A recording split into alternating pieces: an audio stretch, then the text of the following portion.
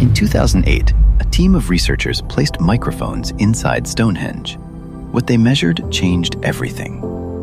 111 hertz, a frequency so precise, so deliberate, that it could not have been accidental. This is case file number 3, the buildings that sing. Stonehenge was built approximately 5,000 years ago. We don't know who built it. We don't know how they moved stones weighing up to 50 tons without wheels, without metal tools, without any technology we can identify. But here is what we do know. Whoever built Stonehenge was not just building a monument, they were building an instrument. The human brain operates on frequencies. Beta waves, when you are alert, thinking, solving problems. Alpha waves, when you are relaxed, creative, calm. Theta waves, when you are on the edge of sleep, dreaming, experiencing visions. 111 hertz triggers theta waves. It doesn't suggest them, it doesn't encourage them, it forces them. The rational, analytical part of your brain, the part that questions, doubts, and resists, goes quiet, and something else takes over. Dr. Aaron Watson and Dr. David Keating from Princeton University placed acoustic equipment inside Stonehenge in 2008. The stones, arranged in their precise circular formation, created a natural resonance chamber. Every sound made inside the circle bounced between the stones, amplified, layered, and returned at exactly 111 hertz. This was not a coincidence. To achieve 111 hertz naturally, the stones would need to be placed at specific distances from each other, specific heights, specific angles. The builders of Stonehenge knew this 5,000 years ago.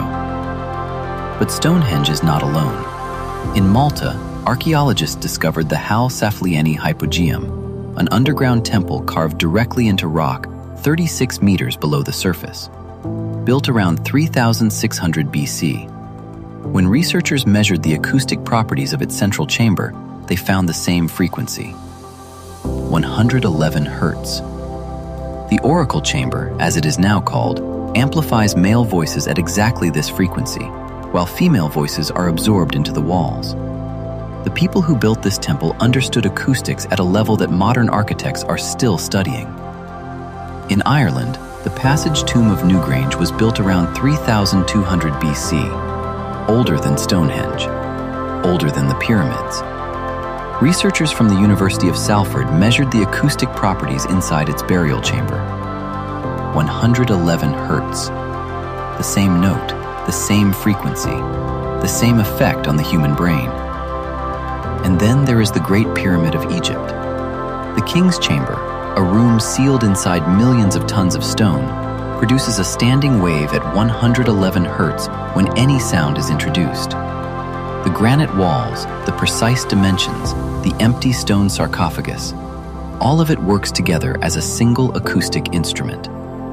Modern engineers who have studied the chamber say it would be nearly impossible to replicate this effect today without computer modeling.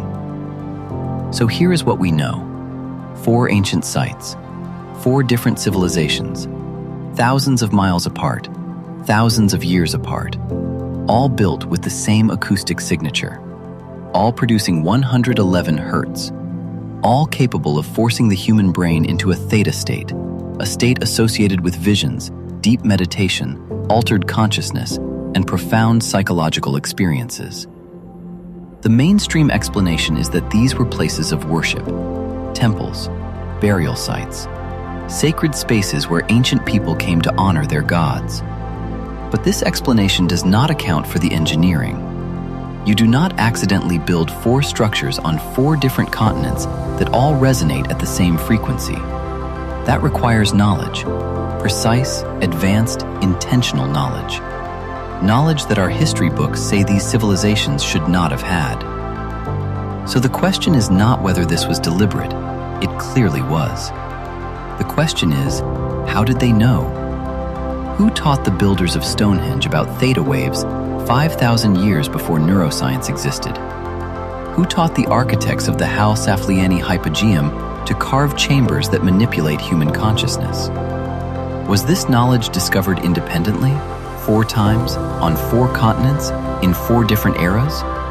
Or was it passed down from something older, something we haven't found yet.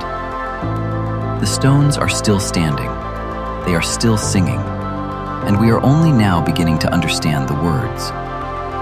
This has been case file number 3. Some stories refuse to stay buried.